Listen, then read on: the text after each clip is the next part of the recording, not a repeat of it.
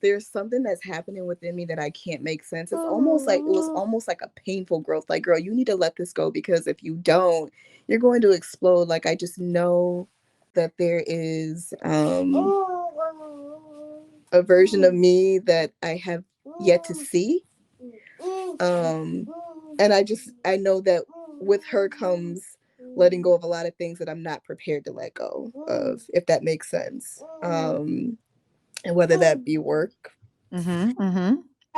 family, it's just a lot of things that I'm like, nope, I'm not quite ready to give that up yet, but I know that that's a part of the growing process still.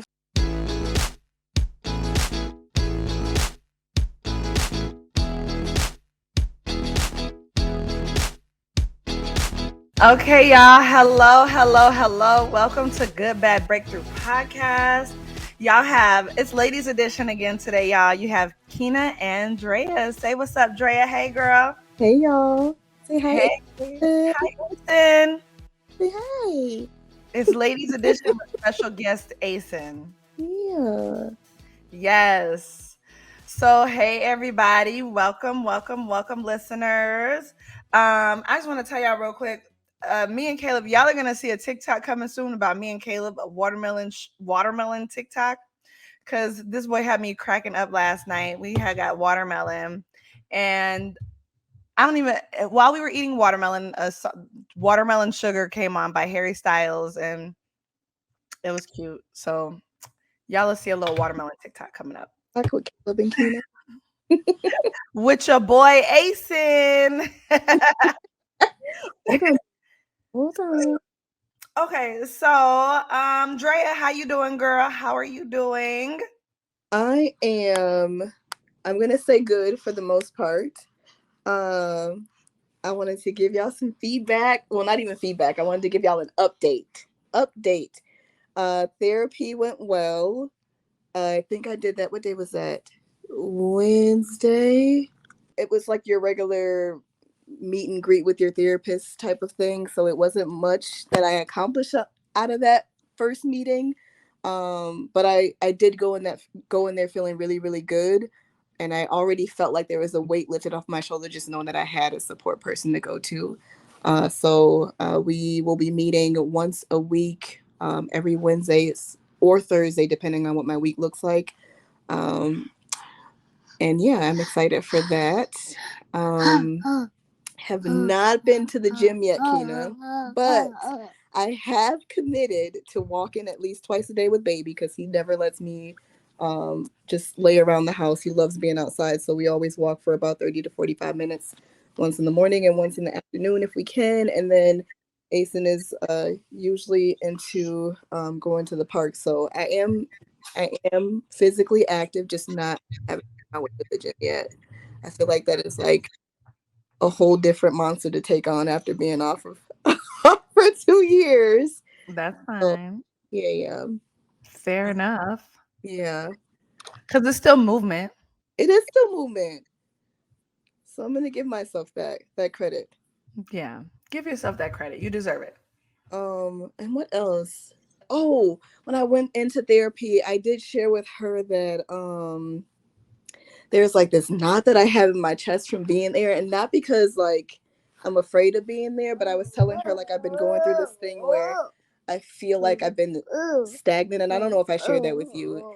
You know how you feel when you know you've outgrown like rooms or people or sometimes yourself, right? I feel like I'm outgrowing myself, like I'm not challenging myself enough. And Mm. um it almost feels like I need to grieve the loss of me. Like after I let go of this version of me, I need to grieve it and move forward. And I have a hard time letting go of this version of myself for whatever reason.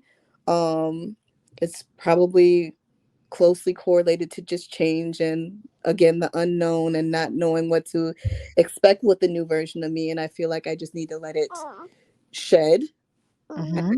grieve the loss of that, and move forward. And I haven't been able to do that just yet, but I know that that lump in my chest is because I fear the changes that are coming. Yes.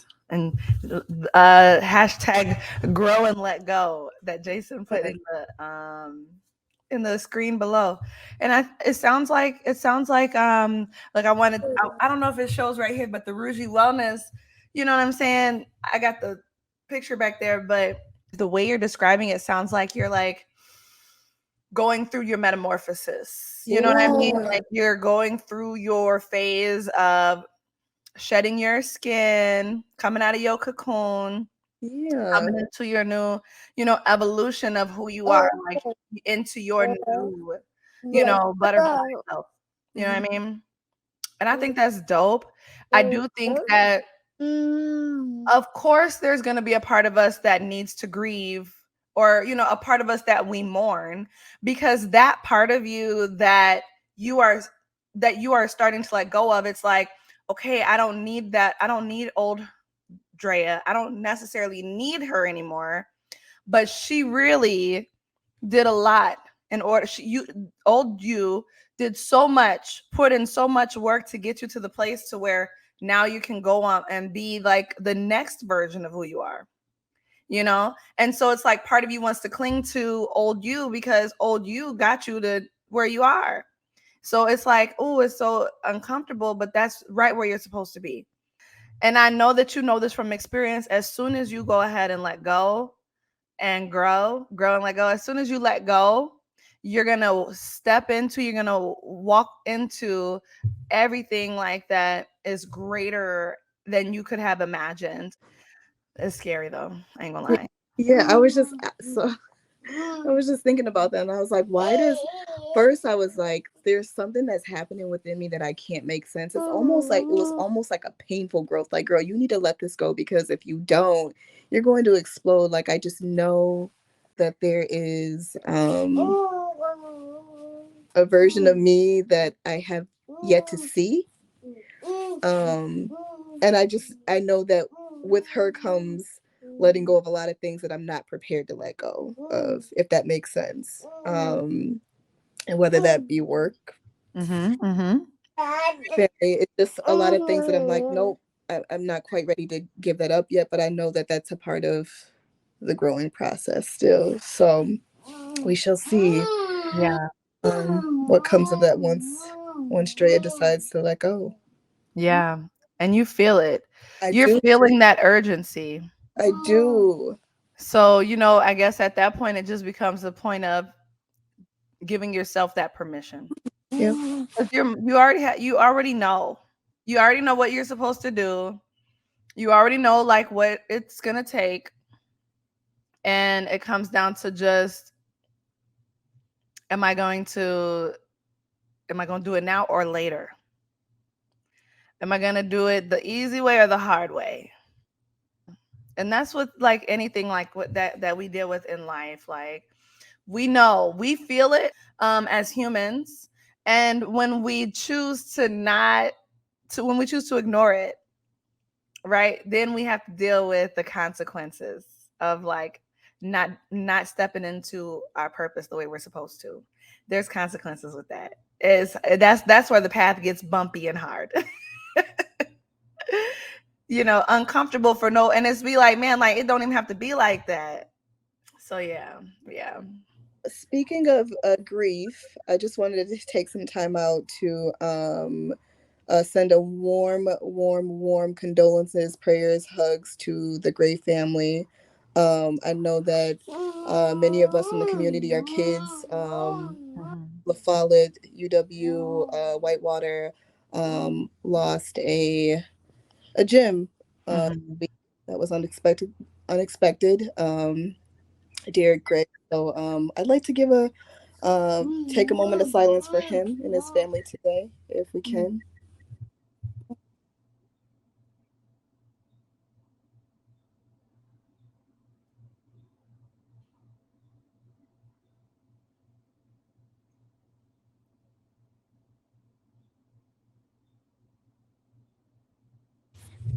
All right, and I'm just really sending out just lots of hugs and prayers to just the teenage community because he left a huge impact. So yeah, Yes, he did.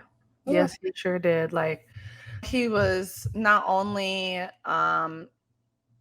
loved by many people, but also admired by Yes. so many. Yes. He had friends and fans, you know what I mean? Family, friends, and fans. It's just always sad, like when somebody passes too soon, and then especially like this. And it's like for the kids to have to be going through these losses that we're going through right now, like that the kids are going through, and that as parents, like we're supporting them through.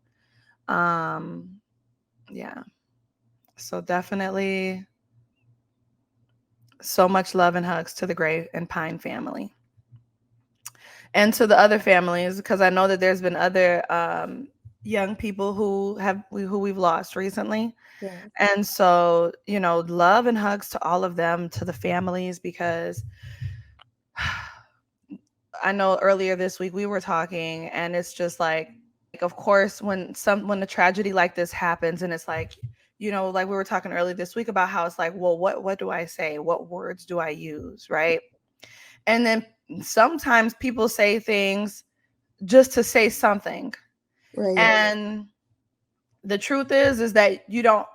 Nobody ever has to say something. Somebody who's grieving a loss, um, they are, if you say something and you say something wrong, like, or something that you had good intentions to say, like good intentions with, but Mm-hmm. it comes out the wrong way, well, in their grief and in that traumatic experience, they're going to also remember the words and the way that they landed in the middle of somebody's grief, right? So if you don't know what to say, that's enough, right? To just say, I don't know what to say, and just to offer your presence, like, and this is like for anybody who is, as humans, we will all go through these moments where someone is grieving, and we really want to be there for them, Mm-hmm. and we also want to get all the words right. We want to get everything right so that we can show up for the people who we love and care about in the right and in the best way. And in those moments, you don't have to have all the answers. You don't have to have everything figured out. You don't have to know everything. You can say, I don't have the words, but I'm here, and I just I want to be here. I want you to know you're not alone in this, like, moment in this space. Mm-hmm. Nobody is trying to hear a positive word when they're grieving, Right. or to try to say, like when I say a positive word, to be like, well, you know, maybe they're, you know, maybe this, like, you can't imagine or hope what things, why it went the way it went. None of those are appropriate, nor is rushing somebody through their grief either. You know what I mean? It's like, we can't say things to people like, it's going to be okay, because we don't know. You know what I mean? I'm just thinking about things that people say that I'm sure have the right intentions and the right heart behind it.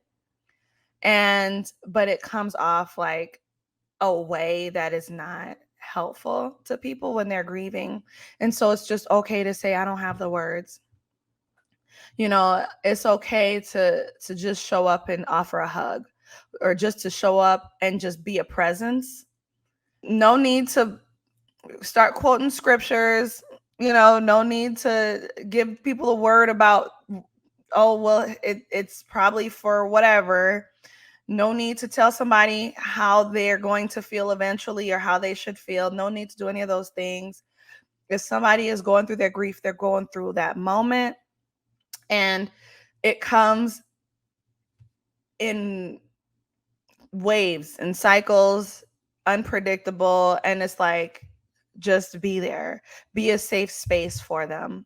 If that's, if you want to hold space for somebody who is grieving, like, that's my offering, that's like my suggestion. Yeah, thank you for that, because I was really struggling. Like, this hits so close to home. Like, I don't have the words for his parents. I don't have the words for his family. And thank you for reminding me of that, because I wouldn't know if I'd want people to have words for me in those moments, because I don't think any word would be enough to help me get through my my grief, you know. So Mhm. I think that's important to let a lot of people know that when people are going through a loss and things like that, you don't have to rush to the punch to say something, you Yep. know. Yep. And then also, like, that's right. I remember the other thing is like the way that we do empathy, right? Because when we were talking about it, it's like we cannot imagine, like what her what anybody's life is like, in that moment. We cannot imagine it because we've never had that experience. So we cannot imagine the weight or the magnitude. We just can't imagine. So we can't, we just it's just okay to just admit and to acknowledge that you just, if we don't have the experience or the words to, but we can still be there for people um who we love and care about. So, grieving is grieving. And like what you said, Drea, nobody can expect you to handle it any particular type of a way or in any type of a speed. I know I'm a person who, if I feel uncomfortable, I sometimes make inappropriate jokes. Like, I know that about myself.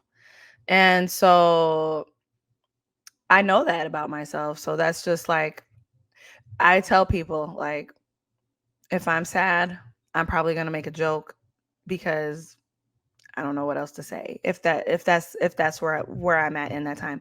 I wanted to tell you all that my a friend of mine, Felicia Walton Turner, she has an organization called Healing Our Hearts. And shout out to Felicia because this is like her area of expertise. And so that's the work that she does, is work with people who are going through, who have gone through and surviving tragic losses. And so Healing Our Hearts is the name of her organization. And her name is Felicia Turner. And she loves, this is her work, like this her work. And I won't tell her story. Like, maybe she'll be on here sometime, or anybody who's listening, definitely check her out, let her tell her story, about the mission and the foundation of her organization and the way that she does the work that she does. I think it's very, very important work, transformative work, and necessary work. Is she local? She is local to Madison, yeah. So if y'all are listening locally, but she travels and things like that too, I believe. She does like workshops and she does counts one-on-ones, she does like a lot of stuff. So definitely check her out if anybody is looking for resources around grief and emotional, support and trauma recovery. Check her out for sure.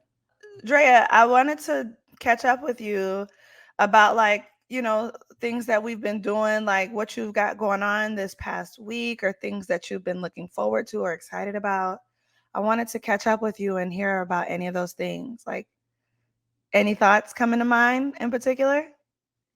Well, this week has been crazy, Keena. I have not had much on the to-do list because I've been working a ton.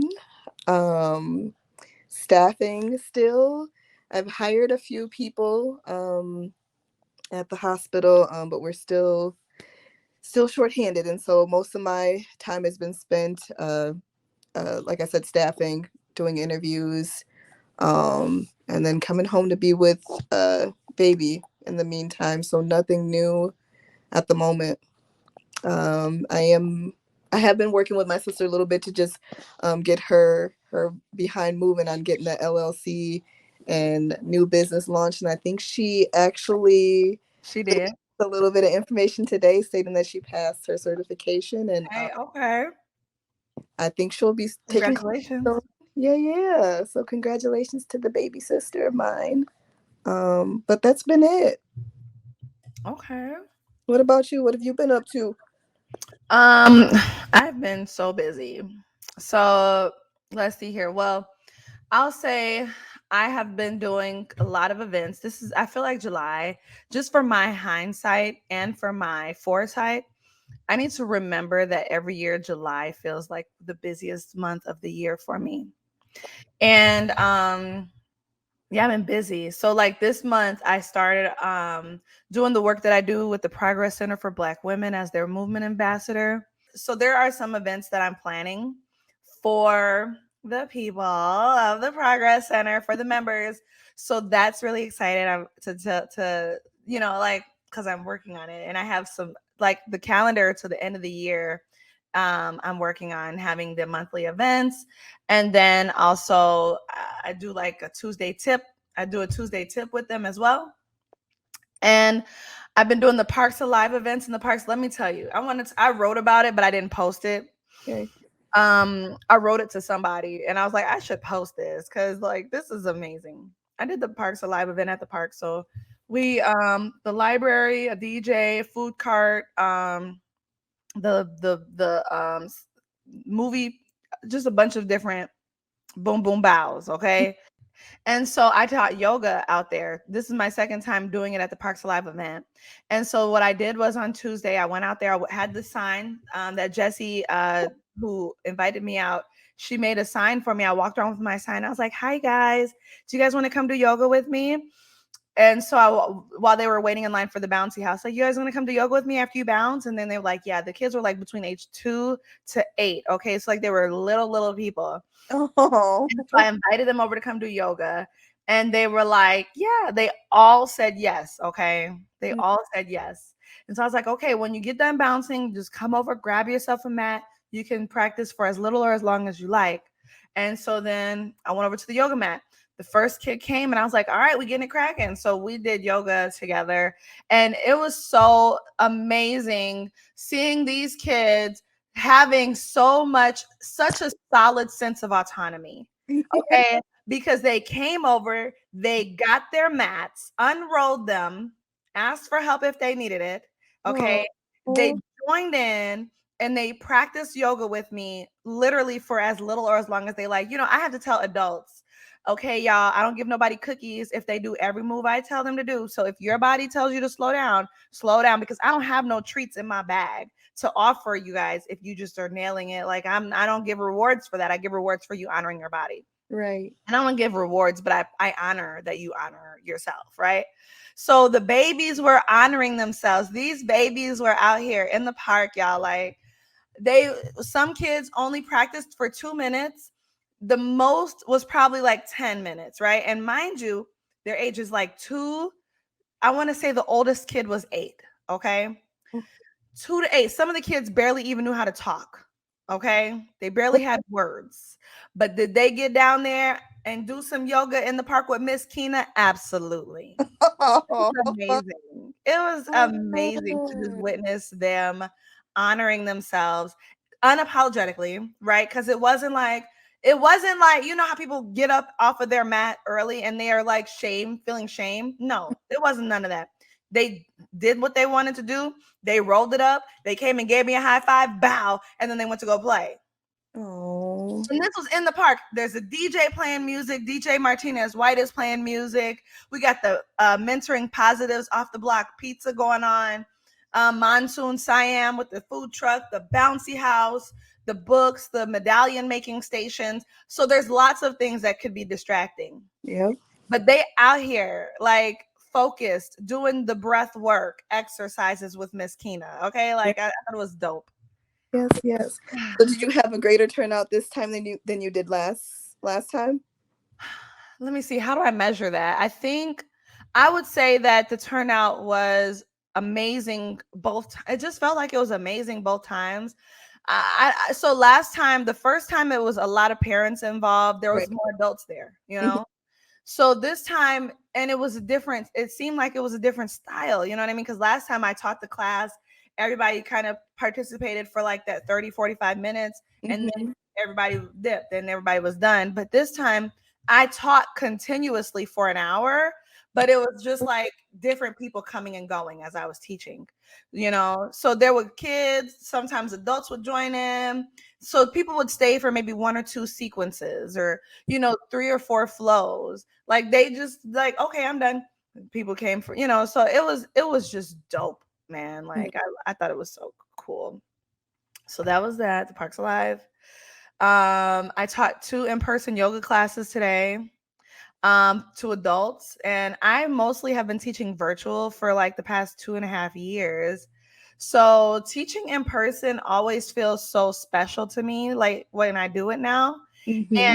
And it just recharges me because I'd be like, man, like it's so different teaching in person versus virtual. On virtual, it's just always just me here in the space here by myself, and I'm just talking to the camera, and I'm like, I hope that the people are catching what I'm offering, you know what I mean? But in person, you can see people vibing, I can adjust to whatever I'm seeing, and Mm-hmm. so it's just different. I don't know, listen, don't get me started on this because this is my jam. I'm Like I'm so gonna ask excited.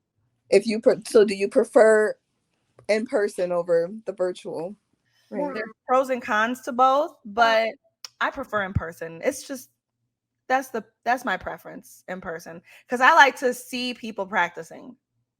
And then I can also tailor. I'm so adaptable and skilled at teaching that I can certainly adjust as needed on the spot. I can know, oh, I need to offer them some options, you know, if I'm seeing that. So it's so nice because people, I can give people a more tailored class if I'm in person because I can see how to tailor. I can observe. So yeah, I teach tomorrow. I teach every other Friday at the Dream Bank, everybody. It's virtual, but I've been trying to do the hybrid thing. So find out wherever I'm at and come to wherever I'm at outside because I do be teaching outside in the summertime. It's been a lot to keep up with you. You said that you have a lot to do in July. I was like, Keena got on Facebook. I think it was a Facebook Live. Was it earlier? Hmm.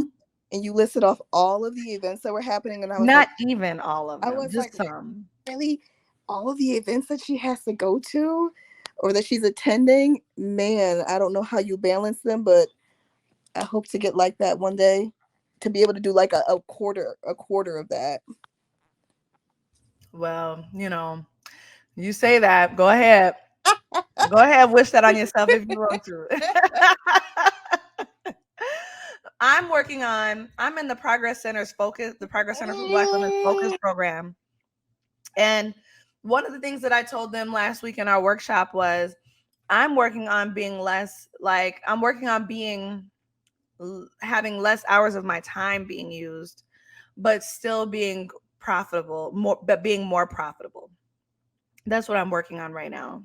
I've had my years of being constantly busy nonstop, and I think that I'm learning. I've been asking I've been writing and asking myself what is it going to take for me to pivot so that I can be more profitable while expending less time. So I'm figuring it out. This focus program that I'm doing in the Progress Center is really helping me to figure out the direction of how to go about pivoting the way I want to pivot, being intentional. Um, and it's great because I'm in a like-minded environment, like with other people who are also like deep in business, and now like realizing, oh, I need to figure out this, I need to figure out that, you know. So I feel like I'm just really elevating as a business. Yeah. I love that. I love that. And what better space to be in than through with like-minded people? It's just like it's a different vibe. I always tell Andrew, like when I was in Mexico, it was just the most. I don't even know how to describe it. It was the most exhilarating thing I've ever experienced. Just the people, everybody was on the same wave. Like it was so different than being home. I almost didn't want to come home. And I didn't even experience the conference to the extreme that Andrew did, but just being in that space and all of those spaces, I was like, babe, I could live here. I could live here. I could be here every day. Because all Yes. they did was pour into you every single day. They poured into you. And if everybody is able to experience that, I think that they'd be able to thrive and be exactly who they were destined to be. I agree. Yep. That's why it's so important to go through like those type of developmental like conferences and being in those type of groups regularly, you know, like at the very minimum twice a year, but if you can do it every quarter, even better, you know, because the brain is going to rise to wherever you offer to take it, you know. So it's like you want to give your brain something to constantly be stimulating it, recharging it, keeping it focused, eye on the prize type of vibe, you know what I mean? So yeah, man. I think it's great that you guys went, and it's definitely something to do again. So we got to figure out like we entering into the fall quarter. Wait, is this no, we're not in quarter four yet. But well, this will be quarter four soon. So, you know, I'm definitely interested if y'all are listening, the listeners, the viewers, please let us know like what kind of conferences or developmental type of masterminds, groups, whatever y'all are going to be attending this fall, because like we invest in our development around here. So, you know, Or and fun. or Huh? let us know what you guys are interested in attending. What kind of conferences you guys are interested in attending. What you'd like to know in the different conferences that you would attend. Yeah. Yeah, let us know. Let us know if there's like a special conference that y'all want to attend. Mm-hmm. Let us know if y'all want to come to a good bad breakthrough conference.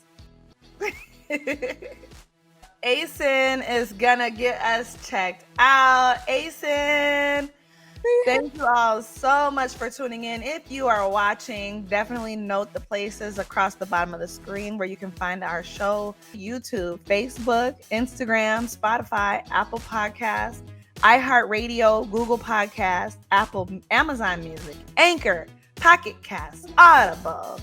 Okay, beans, greens, potatoes, tomatoes.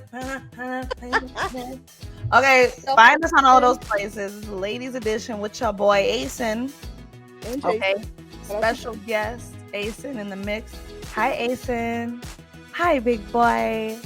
Grow and Let Go with Asen. Ladies Day Edition.